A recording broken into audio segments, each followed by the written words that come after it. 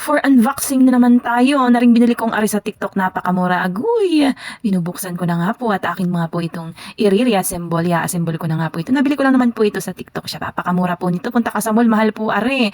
Agoy, napakagandang i-assemble. Ang dali-dali lang. May manual pa siyang kasama. Dito lang yan sa TikTok shop. 2 days before ko siyang na-check out. Abay, dumating na agad. Napakabilis. COD po siya. Cash on delivery po siya.